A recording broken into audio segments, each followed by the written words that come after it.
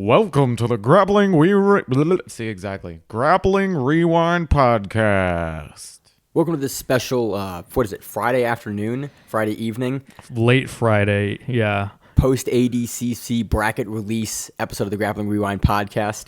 We're going to talk about the rules for the upcoming ADCC 2019, as well as go through the bracket matchups that are going to be in the first round, potentially, basically now that we have the brackets, what the event's going to look like. We just finished, we left the convention center, got some dinner, and we are here in our Air BNB at ADCC 2019 live. I got my media credential passes now so we can take all the interviews. We did a bunch of interviews today. Those are going to be coming out on our YouTube page, on our Instagram, and on social media today, and basically probably throughout the next week or so, because we took a lot of interviews. So where do you want to start with this? Want to start with the rules? Yeah, let's talk a little bit. ADCC is a unique event. It has that's putting it lightly. ADCC runs its own set of rules in its own way. So we attended actually the rules meeting today and had a lot of stuff clarified for us during that meeting. But if you're not familiar, basically they tried to cater the rules to allow all kinds of grappling styles, including wrestling, sambo, whatever. They had sumo at one point. They had sumo guys in it. It is not necessarily a jiu-jitsu event. It is a submission grappling event that is usually now dominated by jiu-jitsu players. Right. So the way it works out is the rounds are 10 minutes, with the first 5 minutes essentially being pointless. Submission only, basically. Yeah. It's like you can do whatever you want. The only time that gets a little weird is in the finals matches. First, before we get to the finals. I'm getting ahead of myself here. Yeah. Basically, it's a 10-minute match. Again, the first 5 minutes, no points are scored on either side. It's submission only. Thereafter, there's a unique point system, which we'll discuss. And each overtime after that, again, points are allowed. There are a maximum of 2 overtimes that are 5 minutes each. In the preliminary matchups. Right. The finals matchups that are a whole different thing. The finals are a little bit different. The finals are matches. But the finals aren't until Sunday, so we can talk about that honestly on the Saturday show. Let's just talk about the preliminary matches, which are basically 5 minutes, no time limit, and then 5 minutes after that, if there's not a submission in that time, that are points. Points. Let's get into the points. Passing the guard is 3 points. Knee on stomach is 2 points. And you can get knee on stomach points from any knee on stomach position. Basically, even inverted, knee on belly, reverse knee on belly. You don't have to posture up. Most IBJJF tournaments, you actually specifically have to posture up in the knee on belly. ADCC doesn't care. You get knee on stomach, points are awarded. Here's where things start to get very different from IBJJF. The mount position is only worth 2 points, where in most tournaments it's worth 4 points. I can't think of another event that's not worth 4. If it's a scoring position, I think pretty universally it's worth 4 points. And here's another difference. The back mount with hooks is considered 3 points. And so it's somehow worth more than the mount, but still less than what either is worth in IBJJF. It's ADCC. It is its own. That's why Mo and a bunch of guys talk about, know the ADCC rules because they are different than any other event. And there's a lot of guys we've seen historically struggle in the rule set because they treat it like the point system is the standard jiu-jitsu point system, and it's not. It's ADCC points. It's pretty different. Takedowns are worth 2 points, and that's a takedown that ends in a guard or half guard. What they call a clean takedown, which ends past the guard, is worth 4 points. Basically, end up side control or mount on a takedown. It's worth more. Which honestly, I think doesn't Naga have a similar rule for this? I'm not sure. But David, Naga? I don't think so. Okay, I'm wrong. Sweeps are worth. Again, sweeps that end in guard or half guard are worth 2 points. A clean sweep that's past the guard is worth 4 points. And yet another difference with ADCC is reversals are counted as sweeps. Which I think we've talked about this before on the show when we talk about rule sets, and it's really interesting because most other jiu-jitsu rules always you don't get points for things you're obligated to do. You're obligated to escape bottom half guard. You're obligated to escape bottom side control. ADCC, they reward both the escape with the positional exchange. Well, it's not quite an escape. It's reversing someone, is different. If you are mounted and you reverse and you're now on top, I think that's an important positional exchange. I kind of like this rule where you get points for doing that. It's interesting. It's definitely I think there's a couple other events that have a reversal rule, but unless on the items we cover on the show, we don't see it very frequently at all. Now, there's a lot of permutations of the rules thereafter, things about different who initiates. I'm not sure why we started with consistent. the rules. This is like the driest. I think it's important. Cool, You but it's need to definitely know like this. the driest way to start this. Like we have these awesome ass brackets that came out, and we're like, all right, Hang on. Well, let's get through it. We're Okay. almost done. Penalties. This is another unique part about ADCC. They do not like stalling or anything like that. When they give you a penalty, Well, no one likes stalling, but ADCC actively like fights against you get a it. negative point, right? So you also get negative points for voluntarily jumping the guard or seating or anything like that. If you disengage from contact, if you're passive, you get 2 warnings and then they hit you with a minus. So all of these things are designed to make for awesome matches, and we've seen incredible matches in ADCC. So. It's why myself, you, Rachel over there laying down, and David behind the camera over here, like flew out across the country, literally Baltimore to Anaheim, California, to cover this event live and to go to it live. So met some folks across the country too. Like people are in for this event. It's a big event. Let's get into the brackets. Let's start off with the men's under 66 kilograms. We have Paula Miao versus Kenta Iwamoto. I think that's a pretty lopsided match. Well, you have the 1 seed versus the 16 seed, yep. which a lot of those first bracket, like in the upper left-hand corner, like it's the 1 seed versus the 16 seed for most of the brackets. The one matchup that we're most excited about here for first round in this division is Shane Jamil Hill Taylor versus Nikki Ryan. This is the match that I wanted to see in ADCC 2019. I wanted to see this match, so I'm super excited we get to see it. And it's funny, I've heard both sides of this match. Like, oh yeah, Nikki's gonna run through him, and like it's like Shane's was the current world champion until he had appendicitis and couldn't go to the Worlds this year. Like these are 2 high level guys, and we see Nikki much more active in Nogi, but Shane's credentials are no joke. So this is a super exciting match in the first round. We're guaranteed to see this match. Yep. Then we have Tonkin Yo versus Keith Kerkorian, an interesting first round matchup. Tonkin Yo, like WBJJF world champion. Yeah. Like I think he has some giant wins over some great guys. Kerkorian is a guy that got in, second place in the East Coast trials, second place in the West Coast trials. Guys dropped out. He got the invitation. So it's like, again, this is a tough match for Kerkorian against a veteran high level guy. Yeah, and yet we know Keith has a very unique skill set. Oh yeah. And it lends itself to these style of events. So we'll see how it goes. I'm very interested to see the results of that. We have Gio Martinez versus Mateus Gabriel, Pablo Mantovani versus Thomas Halpin, Bruno Frazzato versus Ty Rotolo, Johnny Grippo versus... That's another one where it's like, a young... Like, Ty got in on a late replacement through ADCC, and Bruno is a veteran. Yeah. And so it's... 35, so he's been around for a little bit. Yeah, and Ty's, I think, 16, maybe. I don't think he's 17. I think he's 16 still, but I could be wrong about that. So it's like another... Double the age. Your young blood coming in to try to see if they can upset that old guard. This is... An ADCC, this event in particular has a ton of matchups like that where it's like, the old veterans versus like the new upcoming young blood. It's really cool. We have Johnny Grippo versus Richard Alacaran, and we have Kennedy Maciel versus Juan Alvarenga. Yeah, that's the Brazilian trials winner, or the South American trials winner that didn't have a point scored on him, I think, his entire run. So that's another super interesting matchup because Kennedy has some really good Nogi accolades, but I've not seen a ton from Juan because we didn't actually get footage of the South American trials for this one.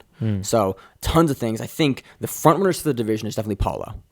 And then Gianni in there on the other side of the bracket, I think is the guy that is seeded probably the highest of those 2. Yeah, I think we discussed that previously.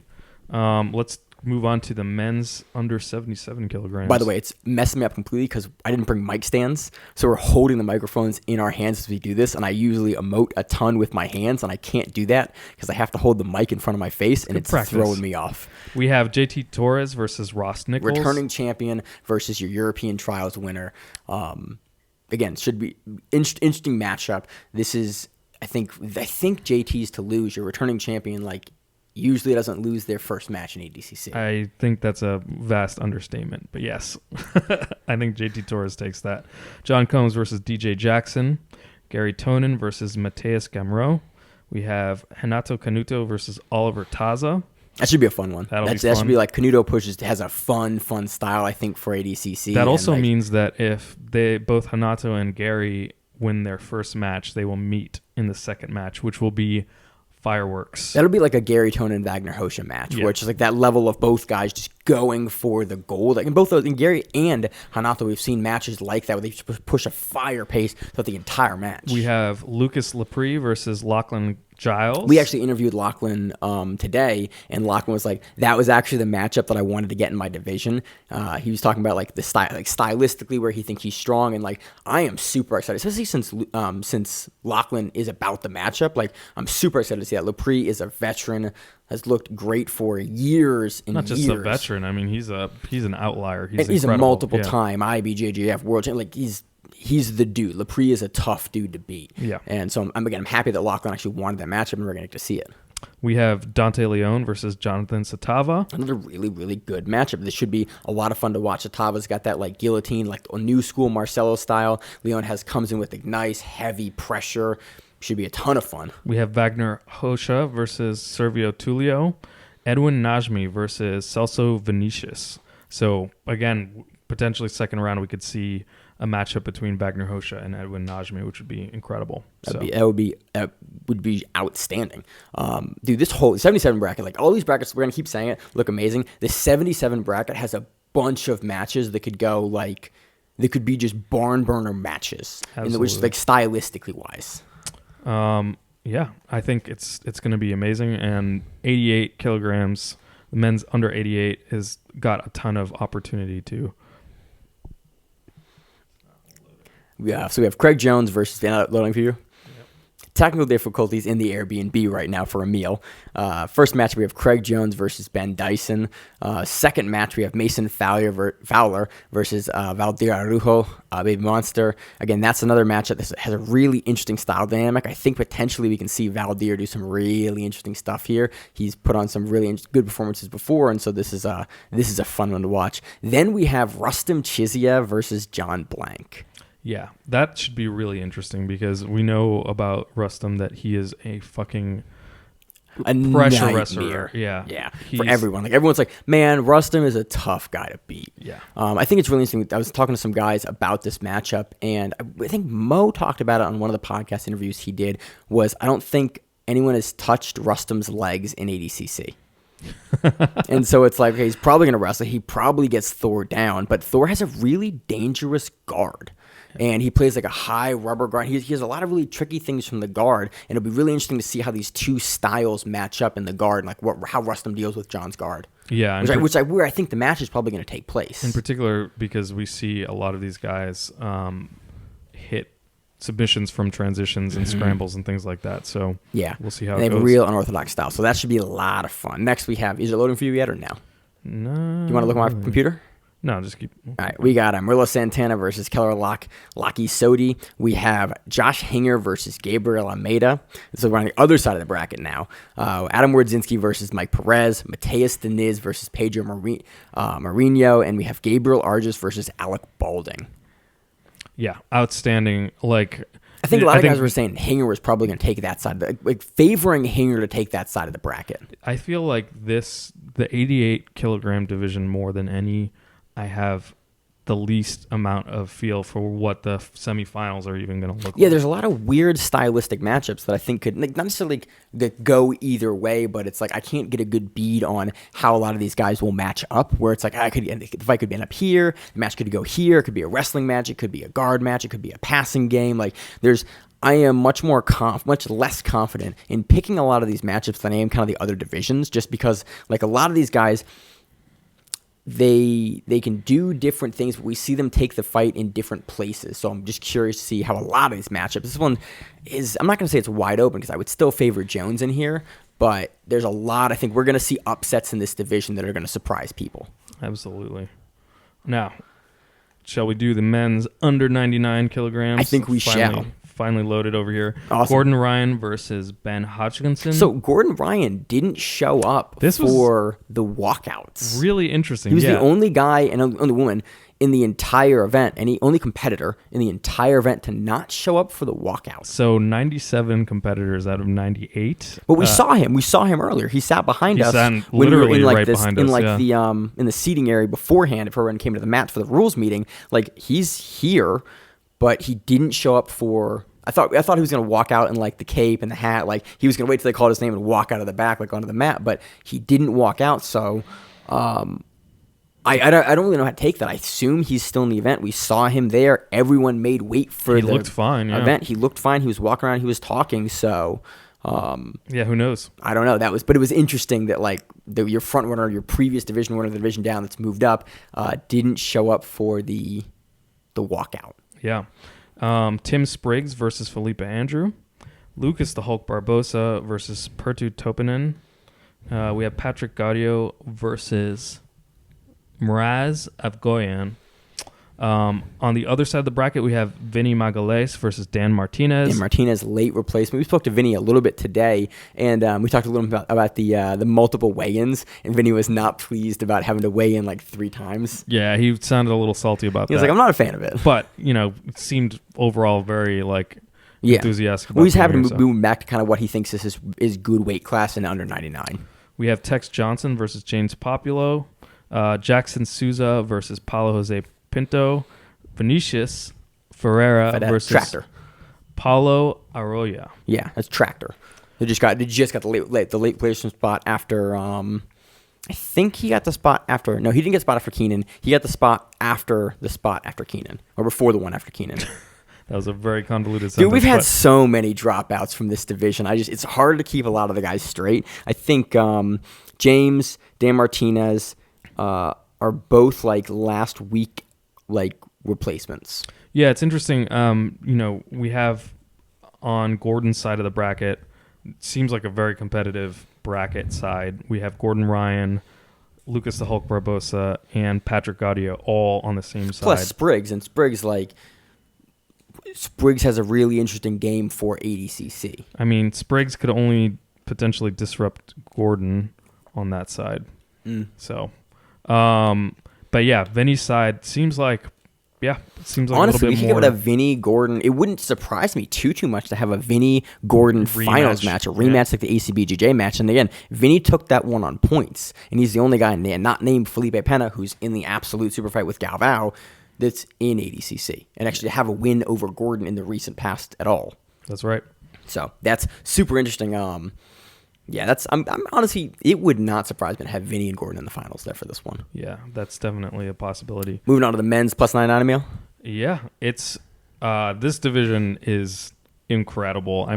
I might be the most excited for this one. Dude, there's so many great first round matchups here. These guys are fucking huge. Yeah, we have Ali and Buchecha weighed in at like about 260. And if you see what Ali looks like right now, you're like, dude, he is 260 pounds of like muscled human. Like an action figure right now. Dude, it's terrifying. Nick Rodriguez looks like an action figure. Who else looks like an action figure? Orlando Sanchez looks like an action figure for different reasons. Dude, he gave us, of all the guys that gave us interviews, I think his interview made us laugh the most. He was just happy to be there. Super rooting for Orlando, like especially after that. It was just he was just happy to be there, and just like that interview, probably one of the first interviews I edited. He was just like super happy. He's like, I'm just doing this one for fun. Like everyone's fucked because I'm just gonna go and have a good time. Yeah, I was like, oh Jesus. It seemed like he was totally sincere about it. So first round matchup for Marcos, we have Buchecha versus Antonio Braganeto.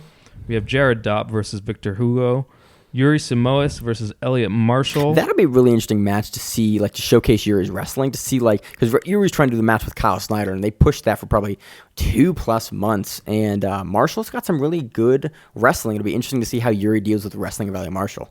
So we have Kanan Duarte versus Eldar Rafkaev, and it was hilarious. I got to interview Kanan and asked him how how he thought his first round was going to go, and he was just like, yeah, I don't know anything about the guy. I don't really know anything about the guy. Dude, so we asked Kanan for an interview, and I was like, oh yeah, your first ADCC, and he's like, that was in the last one, and I was like, oh my god, I'd misspoken going your first ADCC. I was like, I was so embarrassed. Like that was, of all the interviews we gave today, I was super embarrassed. Like I was behind the camera, you actually did the interview.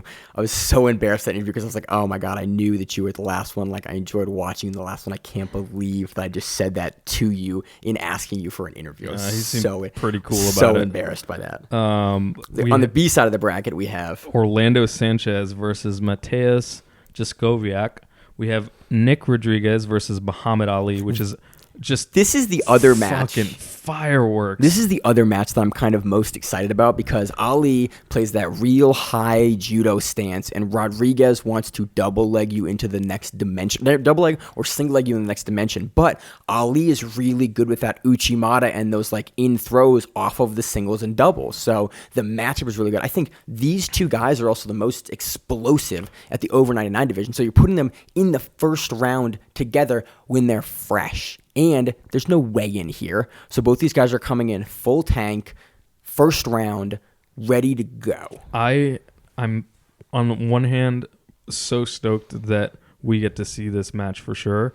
On the other hand, I kind of wish that this match happened later on in the tournament. Because we're going to eliminate one of the guys is going to get eliminated in the first round. It's like, man, I wish that like I'd like get to see these guys like one of the two, like maybe two matches in, like then they'll fight, but. On the other side of it, like I'm happy we get to see it and we get to see it when they're fresh. But it's like both of these guys, I'm a huge fan of their game and what they do because they push a really fun pace at plus 99. And we're going to lose one of them in there, but it'll be a great match. We have Cyborg versus Hudson Taylor. That'd be good. That'd be a really interesting wrestling match. I think Hudson is an amazing collegiate wrestler. And, he's looked really good since he's transitioned over to jiu-jitsu. But Cyborg is probably the biggest veteran in this division as far as ADCC goes. You're multiple-time champion. And he's shown he hasn't missed a step. He's just won $40,000 at IWGF Heavyweight Grand Prix. What was that? Less than 3 weeks ago? A month ago? Something like that? Yeah. And he beat a couple, guys in this division anyway. Or he beat guys that beat guys in this division. Yeah. He's a force to be reckoned with. We have Max Jimenez versus John Hansen. So this is a super fun division. I think all the first round matchups this one are just absolutely crazy, and there's 4 or 5 guys I can see making it to the finals. Yeah, it's a who knows? I think it's wide open. It's definitely Buchecha it's hard to pick against him just given his Buchecha, Sanchez, Cyborg, right? All 3 guys that have been around that title and had those titles. Right. So that's knows? a stacked division. Are we on ladies or anything else? Yeah. Anything else more than men? Any kind of closing thoughts on the men's brackets at this time? I think we kind of covered it.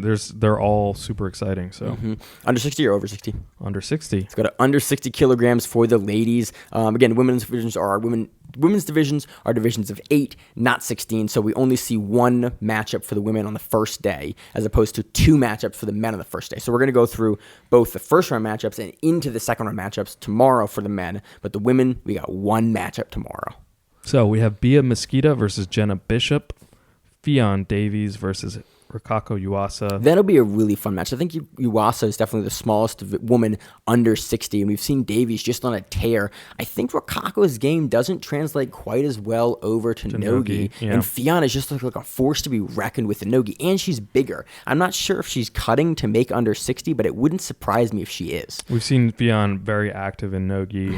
And she hunts the subs. Rikako is historically extremely hard to submit, but I think this will be a really interesting matchup from a size, and Rikako is a veteran, Fionn is a newer black belt, but she's just been on a tear recently and very hard to stop. Absolutely.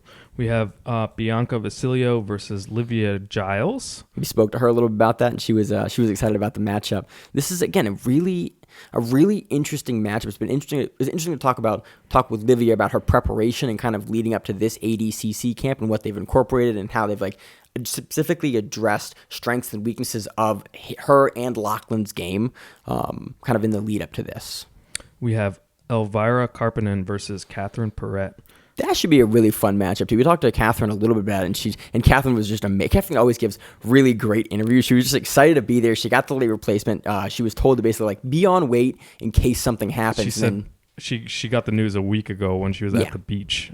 But I think she seems. I think everyone is excited to be in the competition. She especially seems thrilled to be there. That's a lucky matchup. I mean, we saw Elvira at last ADCC upset Dern, and that was her big breakup performance. And then Perret has come in. I think Perret has a win over Davies already on the other side of the bracket, so it's really interesting. There's a lot of women that could take this, but I think it's going to be real hard to beat Bia.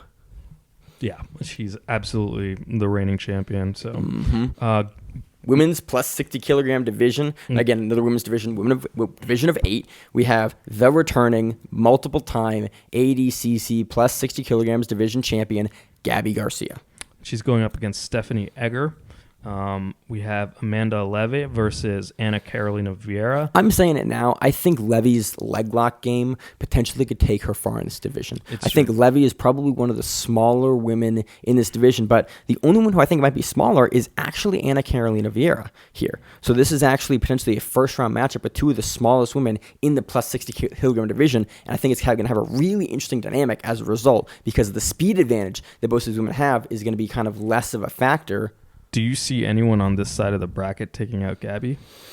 Man, it's a tough ask. Yeah. Like Gabby Garcia, like she's been less active and we've seen her have some, less than just dominant performances on Fight to Win recently since she's come back. I think she got beat by Flowers, who's on the other side. I think it was Flowers. Yeah, that was a gi match though. It was a gi match, and her gi game looks pretty significantly different to her no gi game, but we've just seen her be less active, and we've seen her kind of incorporating less new tools into her game. She's had a very similar style for a long time, but she's so hard to beat, and she's a veteran. She knows the rule set. So do I see anyone beating her? Like, I never like to pick against Garcia for that reason, but given the kind of the level of activity and the changes in the metagame for the women's maybe division, there's some vulnerability. It wouldn't surprise me as much. I don't want to pick against her, but like having someone upset Garcia wouldn't really surprise me.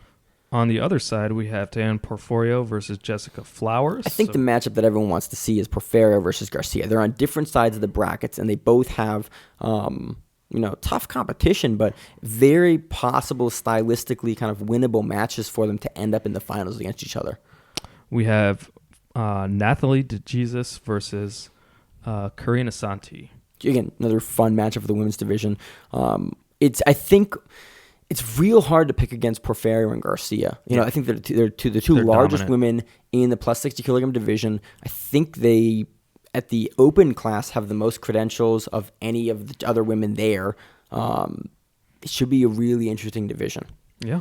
So any sort of closing thoughts? I think anything else you want to talk about for the event? I'm looking to do tons more interviews. Super pumped to be here. It's been amazing to pick people's brains. Even just to hear, hey, what do you think about this bracket? What do you think about this layout? What do you think about your first round? Oh, dude, the production looks amazing. Yeah. Like those 3 mats, all the big screens are all there. Like they have a little walkout area. The trophies look amazing. The medals look amazing. They have a DJ. They have fog, the whole 9 yards. It's Fight to Win crew showing up. We got a chance to get lunch with Josh Palmer and kind of pick his brain about what he was thinking about leading into the commentary for it. They're doing commentary on every single mat. They have commentary in Portuguese on 2 of the mats with Braulio and Drysdale. Like, this event is going to be amazing. Tune in. 10 a.m. Pacific time, whatever that is in the place that we're from. That's 1 p.m. Eastern time. 1 p.m. Eastern time. Tune in. Emil, any closing thoughts for ADCC 2019? It's been awesome to be out here already, and the matches haven't even started yet. Yeah. So tune in. We're going to be doing podcasts today, tomorrow, and then recapping on Sunday. As always, I'm your host, Maine, with the Grappling Rewind. And I'm Emil with the Grappling Rewind. And we'll see you on the mats. If you like the show, please consider sharing it on Facebook with the folks at your gym. It's the best way that we grow the show, and we really appreciate it. You can reach out to us on email. We also have Instagram. We have Facebook. We have Twitter. We have Google+. Until that shuts down. We have a website. If you have an event you would like to have us cover, please let us know. If you have a name, like most people do, and you'd like to have us stop butchering it, let us know. Reach out to us. The show is also available on YouTube, Spotify, in addition to iTunes and every other podcast service. We very much appreciate your time, and thank you.